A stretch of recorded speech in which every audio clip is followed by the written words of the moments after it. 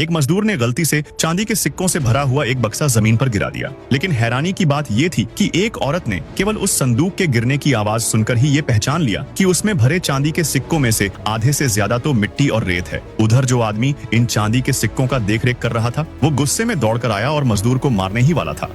लेकिन जैसे ही वह मजदूर को सजा देने वाला था, उस औरत ने उसे रोक लिया। उसने कहा, जब आधा संदूक ही मिट्टी से भरा हो तो इसमें उस मजदूर का क्या गलती है। उस आदमी ने तो औरत की बात को बकवास समझा, लेकिन नगर प्रमुख के खजांची ने सोच लिया कि हो सकता है इसमें कुछ सच्चाई हो, क्योंकि उस संदूक में जो माल था वह दरअसल व्यापारियों की ओर से नगर प्रमुख को भेजा गया टैक्स था। उसमें एक भी सिक्का कम या नकली निकला तो यह उनके लिए विनाश का कारण बन सकता था। इसलिए उसने तुरंत संदूक को खुलवाया और सिक्कों की जांच शुरू करवाई। जांच में वही सच सामने आया। संदूक के दोनों सिरों पर थोड़े से असली चांदी के सिक्के थे, जबकि बीच का हिस्सा पूरी तरह मिट्टी से भरा हुआ था। अब जाकर सबको समझ आया कि यह औरत कोई आम महिला नहीं है। दरअसल वह औरत राज दरबार की एक बड़ी अधिकारी थी, जिसे व्यापारिक मामलों को देखने की जिम्मेदारी दी गई थी। उसे सुनने की बेहद तेज शक्ति प्राप्त थी और उसने अब तक कभी भी अपने अंदाजे में गलती नहीं की थी। जब से वह दाईचोंग सी बनी थी, उसने रानी को देश के व्यापार में समृद्धि ला कर दी थी। इस कार्य से प्रसन्न होकर रानी ने उसे इनाम मांगने को कहा, लेकिन औरत ने किसी भौतिक वस्तु की इच्छा नहीं जताई। उसने बस यह कहा कि वह अपने घर लौटना चाहती है, क्योंकि वह बचपन में अपने नाना से बिछड़ गई थी और अब 15 वर्षों बाद अपने परिवार से मिलना चाहती थी। जब महिला अपनी दादा से मिलने जियांचेंग के बंदरगाह पहुंची, तब उसने असली और नकली चांदी की पहचान कर दी। ये सब